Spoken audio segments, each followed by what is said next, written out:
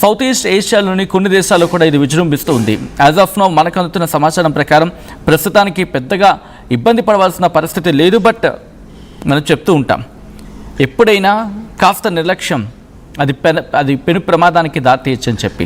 కాబట్టి ప్రస్తుతం ఈ విషయంలో కూడా ఉంది. కొంచెం జాగ్రత్త తీసుకుంటే సరిపోతుంది.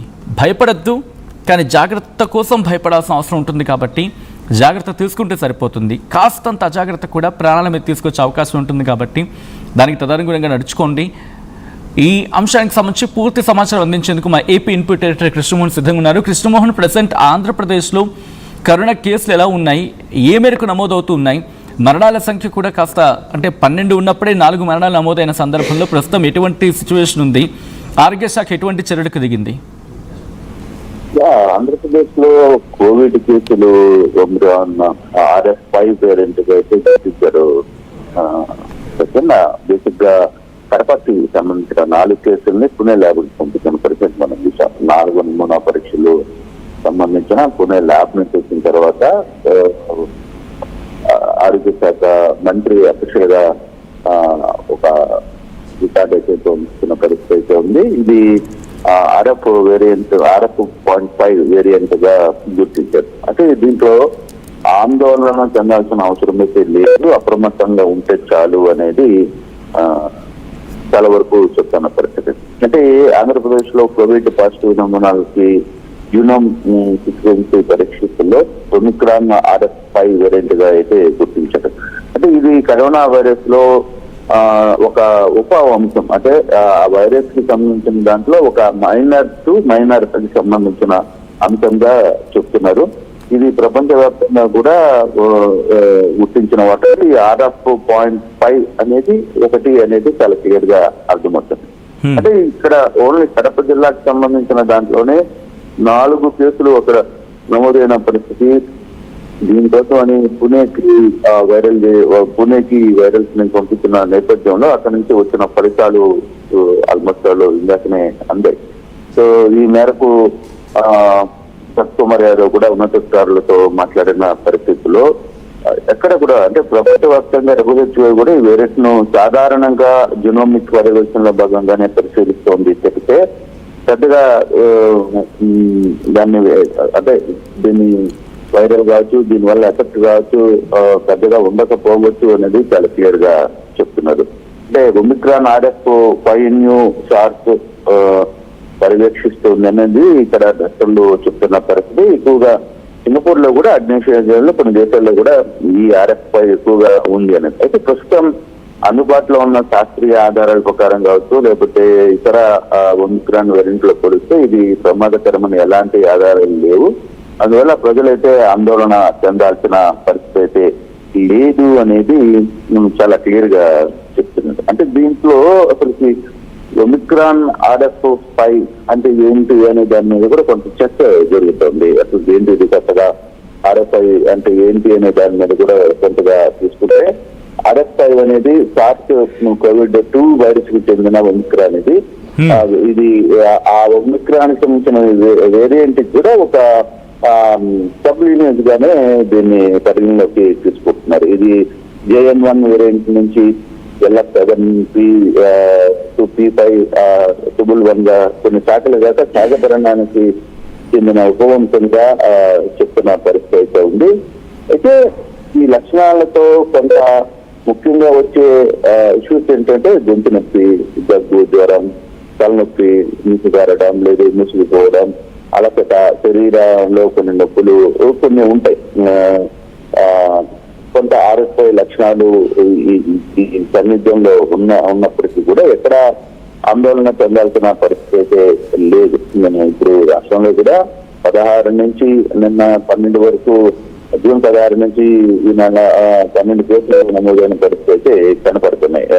ఈ 12 కేసులకు సంబంధించిన వ్యవహారంలో ఎక్కడ చనిపోయిన ఒక ముగ్గురులో పూర్తిగా కూడా వాళ్ళకి వేరే హెల్త్ పరమైన జన్యుని ఇష్యూస్తోనే చనిపోయారు చెప్తే ఇక్కడ వేరే దీని మీద ఆందోళన చెందాల్సిన అవసరం అయితే లేదు అనేది చాలా క్లియర్ గా చెప్తున్న నేపథ్యం అయితే మనకు కనపడుతుంది.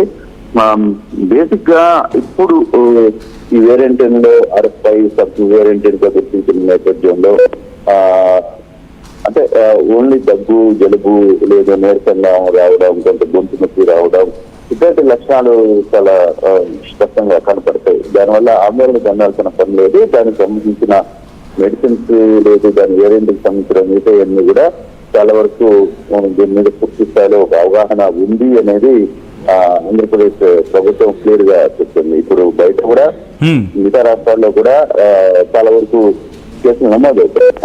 చనిపోరు లాంటి దేశాల్లో కూడా ఈ కేసులు నమోదవుతున్నాయి. దీనివల్ల ఎక్కడ ఆందోళన చెందాల్సిన పరిస్థితి లేదు అనేది క్లియర్ గా చెప్తున్నారు.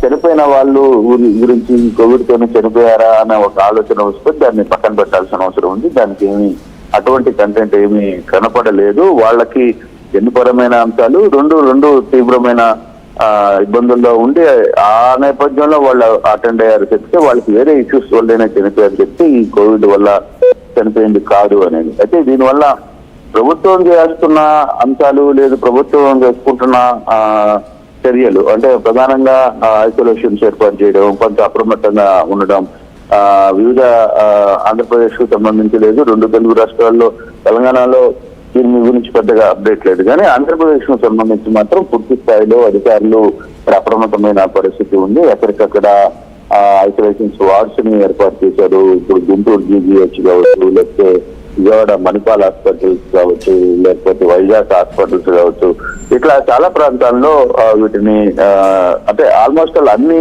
ప్రధాన గవర్నమెంట్ హాస్పిటల్ ఐసోలేషన్స్ కోసమని పెట్టిన పరిస్థితులు కూడా ఉన్నాయి.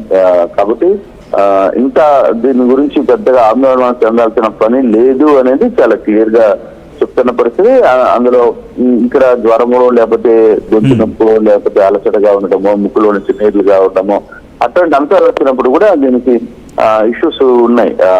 అంటే దాని మెడిసిన్ క్యూర్ చేయడానికి సంబంధించిన ఇష్యూస్ ఉన్నాయి. గతంలో లాగా ఆందోళన చెందాల్సిన పని అయితే లేదు అనేది చాలా క్లియర్ గా చెప్తున్న పరిస్థితి. తద్వారానే ఈ అంశాలకు సంబంధించి పూర్తి ప్రభుత్వం ఎప్పటికప్పుడు అప్డేట్ చేసే ప్రయత్నం అయితే చేస్తుంది. Right Krishnamohan, thanks for the update. Krishnamohan చెప్పినట్టుగా ప్రస్తుతం వైద్య ఆరోగ్య శాఖ అలర్ట్ అయి ప్రస్తుతం దీనికి తదనుగుణంగా ఏర్పాట్లకు కూడా సిద్ధమైంది. ఆంధ్రప్రదేశ్లో కరోనా విజృంభిస్తూ ఉంది. ఏపీలో 4 కరోనా కేసుల్లో ఒమిక్రాన్ RF5 సబ్ వేరియంట్ని గుర్తించారు. కడప జిల్లాకు చెందిన 4 కరోనా శాంపిల్స్లో RF5 వేరియంట్గా నిర్ధారణ అయింది. పుణేలోని NIVలో జీనోమ్ సీక్వెన్సింగ్ ద్వారా RF5 వేరియంట్ని గుర్తించారు. ఏపీ వ్యాప్తంగా ఆరోగ్య శాఖ అలర్ట్ అయింది. కేసులపై నిరంతరం నిఘా పెట్టారు సిబ్బంది. దేశవ్యాప్తంగా కరోనా వైరస్ ఒమిక్రాన్ విస్తరిస్తుంది. కేరళలో రోజు రోజుకి పెరుగుతున్నాయి కేసులు. కేరళ, కర్ణాటక, మహారాష్ట్రలో ఎక్కువగా నమోదవుతున్నాయి కేసులు. ఇప్పటికీ 500కు పైగా ఒమిక్రాన్ కేసులు రిజిస్టర్ అయ్యాయి. RF5 పై ఆందోళన చెందాల్సిన అవసరం లేదంటూ ఉన్నారు డాక్టర్లు. ముందు జాగ్రత్త చర్యలు తీసుకుంటే ఈ ఇష్యూ నుంచి, ఈ ఇబ్బంది నుంచి గట్టెక్కచ్చంటూ కూడా చెప్పుకొచ్చారు వైద్యులు.